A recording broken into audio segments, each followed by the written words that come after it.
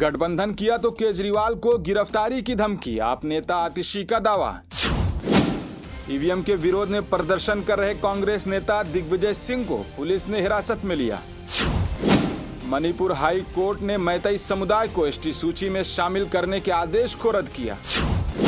सरकार बातचीत को तैयार है और प्रदर्शनकारियों से शांति बनाए रखने की अपील करती है, अनुराग ठाकुर का बयान।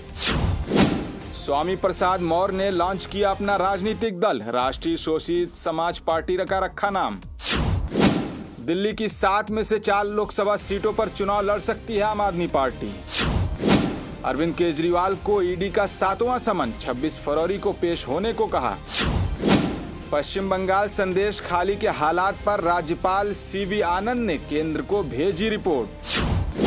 नो हिंसा हरियाणा पुलिस ने कांग्रेस विधायक मन्नान खान के खिलाफ यूएपीए की लगाई धाराएं।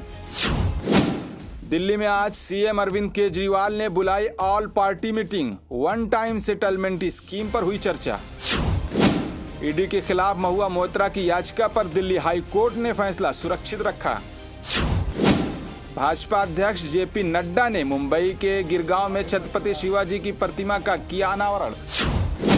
चंडीगढ़ किसान भवन में संयुक्त किसान मोर्चा की बड़ी बैठक। जम्मू कश्मीर के गुलमर्ग में बर्फीला तूफान, कई विदेशी सैलानी फंसे।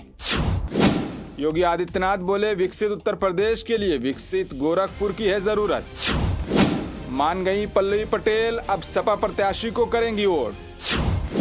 कांग्रेस अध्यक्ष मल्लिकार्जुन खड़गे को गृह मंत्रालय ने दी Z+ सुरक्षा। बंगाल संदेश खाली में धरना दे रहे बीजेपी प्रदेश अध्यक्ष को पुलिस ने हटाया। बिसौली में पीडीएस सम्मेलन में पहुंचे धर्मेंद्र यादव, चाचा शिवपाल यादव के लिए मांग रहे थे वोट। यूपी पुलिस भर्ती पेपर को लेकर मामला गरमाया हुआ है। अभ्यर्थी लगातार पेपर लीक मामले को लेकर सरकार के खिलाफ कर रहे हैं प्रदर्शन। सेना ने हिमस्खलन के बाद जम्मू कश्मीर हाईवे पर फंसे 80 से ज्यादा छात्रों और शिक्षकों को निकाला। आईपीएल शेड्यूल 22 मार्च को चेन्नई आरसीबी के बीच होगा पहला मुकाबला। मोहम्मद शमी बाएं टखने की चोट के कारण आईपीएल 2024 से हुए बाहर, यूके में करानी पड़ेगी सर्जरी। मध्य प्रदेश ग्वालियर के हजीरा इलाके में बस और ट्रैक्टर की टक्कर में 16 लोग हुए घायल।